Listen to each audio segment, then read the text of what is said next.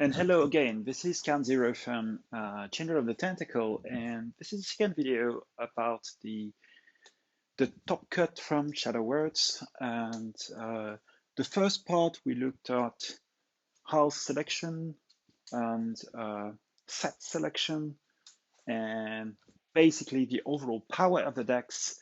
And now this time I want to delve deeper into the actual cards that have been selected, and basically the card choice. Which kind of tools have the players who have been successful in this first day of Shadow Worlds been looking for when selecting their decks, whether it is for adaptative, for triad, or for Archon? So without further ado, let's look into this. Now, looking into the top cards, and I've split them by level of rarity. And the top common, obviously, they also reflect the house predominance of logos, this, and shadows. But it's obviously, and this will make my colleague Caster D House very happy. The War Wormhole comes first head on with 41 War Wormhole in the top cut. And this is crazy. So that means pretty much half of the players have at least one War Wormhole in their decks. No, that's even more than that. It's 16. Yeah, pretty much. Almost all of the players should have one wormhole, basically. Edai ED 4x4. Yes, it's a common, and probably if you're picking a Worlds Collide deck, it's got one or more. Ronnie has the chance to be in two sets, but also is extremely useful. And also, yes, we have things like Urchin, but they come at a much lower rank. Control the Weak, also an amazing tool. And Igor, a completely fast acceleration for your deck. So you can really see what people are picking. And obviously, these are commons. So you probably have them whether you want them or not. This is not something that you're looking for, but if you have them, probably you're happier. And we know people that will definitely choose a deck of another one because they have some Ronies, because they have some Control the Weeks, or because there's a number of Edidai that can help you go over some clutch situations.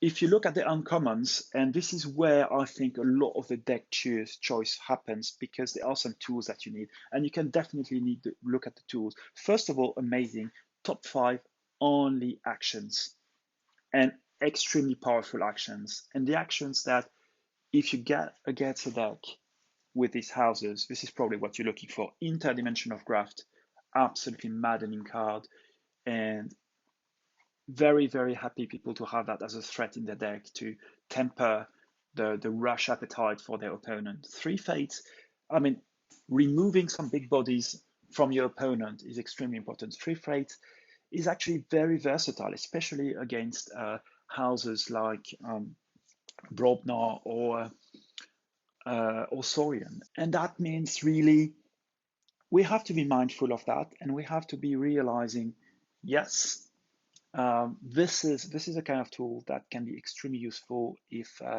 you end up against a very big board to target specific enemies. Nature's Call, same thing. This is some removal. There's also a little bit lower in the list things like Lights Out, but Nature's Call, absolutely crazy card, and definitely in the top 10 of the overall cards in the game. Too much to protect, similar use compared to Interdimensional Graft and Hysteria, also a little bit of a blunt instrument, but very close to Nature's Call and very also synergistic with a lot of the play effects you can find in creatures in this. So not really surprises there. And if I maybe one last comment is all these tools are here with us since Call of the Archons, so definitely something that we can find across for most of these cards across the three sets. For the rares, and the rares I find one of the most insightful parts. First of all, Time Traveler. I mean, no surprises here. Time Traveler has been probably a card that we've seen even since the First World Tour. Extremely good speed for your deck, extremely important, good synergies with most of the draw powers and the draw effects and the recursion effects. This is something that that a lot of players have. I mean, 11 time travelers in the top 16 is definitely interesting. Desania was the biggest surprise for me. I always loved Desania.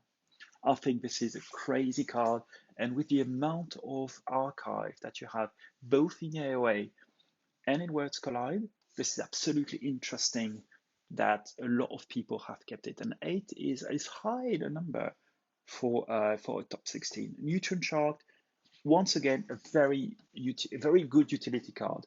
And I think just like Desania, a lot of players are picking these cards not so much because they bring to them a combo, but because it's good to have a threat like that in your deck. It's good to have a threat like that, and your opponent is thinking, okay, does he have Desania in hand? Do I need to pick up my archive, or I'm taking the risk of giving him 2, 5, say 7, 10 embers? This is actually a very good threat just by being there, not only because you play, because you don't really play Desania for a lot of money usually. You just, but as long as you have it in your deck, there is a threat for your opponent. Neutron Track is exactly the same. It's probably, in my view, one of the most efficient artifact removal in the game, and it's so versatile. You can kill creatures, you can kill artifacts, you can kill, and you can also get rid of some of the things in your board. It interacts amazingly with some sticky creatures in the current Logos package that cannot go off the field. This is a very good card. Martian Generosity 7. I mean, if you take into account the fact that there's not so many Mars decks, this is really interesting because a lot of these Mars decks actually had Martian Generosity. I think there's one double Martian Generosity and there's two Jenka deck.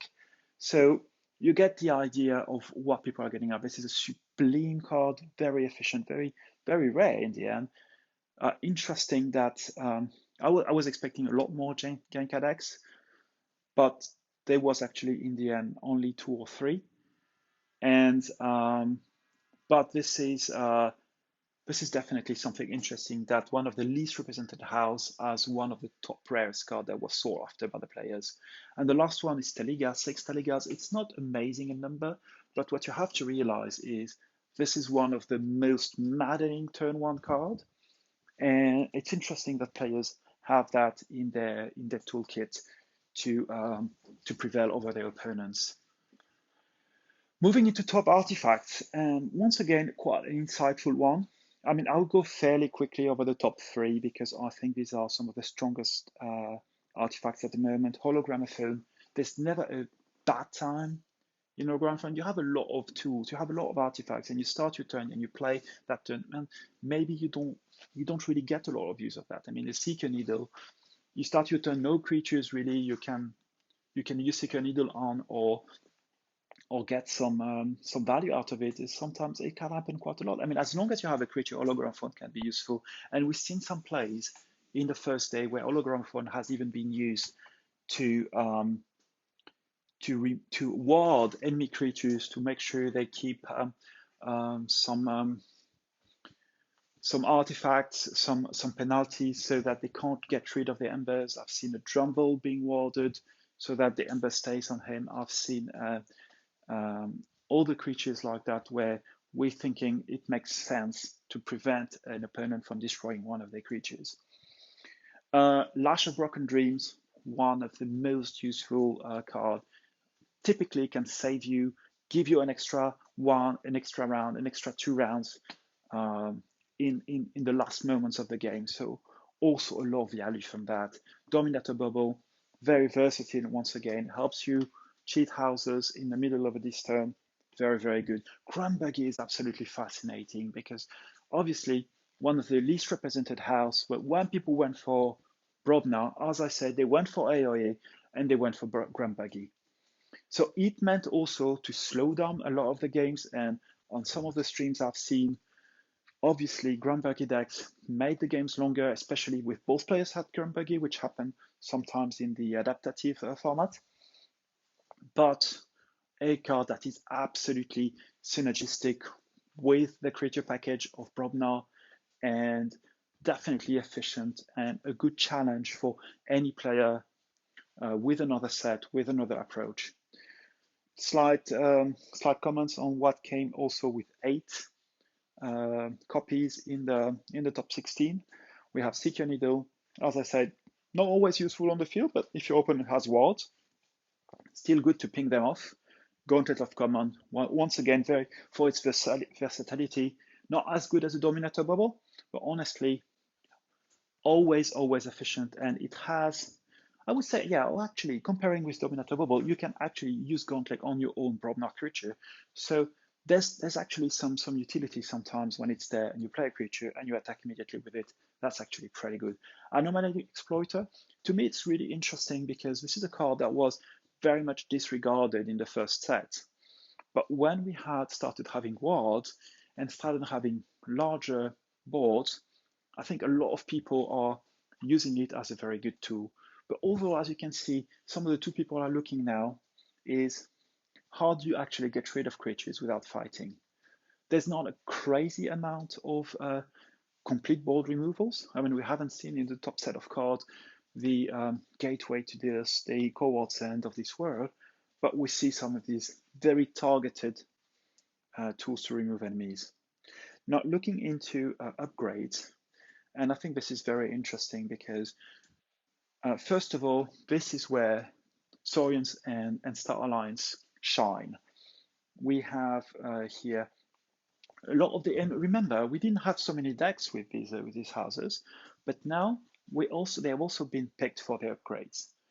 Top of the top is Light of the Archons, and this is absolutely strong.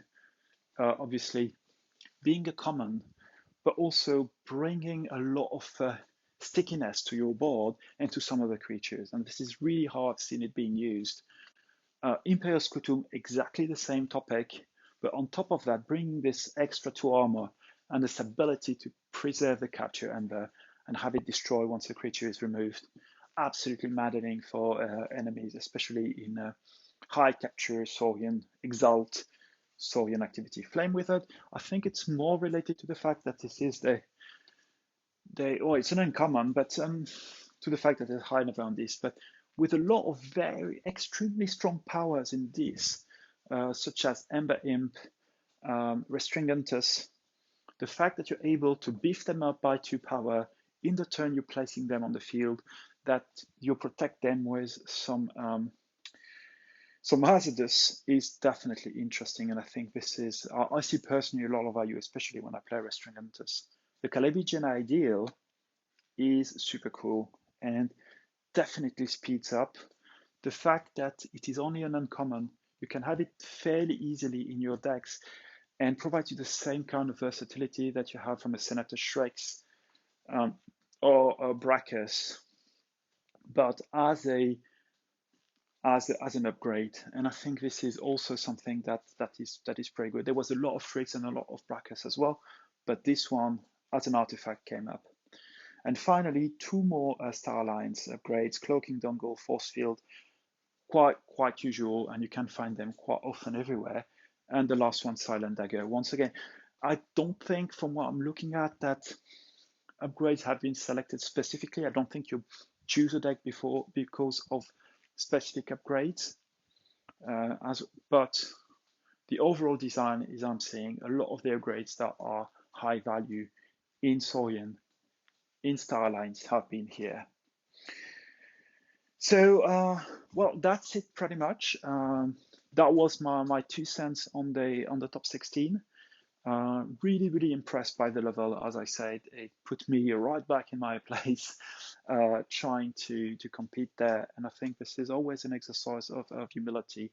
I wish all the contenders like the best of time and obviously the most success in the next round. And I will be very pleased casting some of these games over the weekend. In the meantime, I hope this helps you get a bit of insight as to what I found strong and what I find having brought success to the players in this first day of Worlds.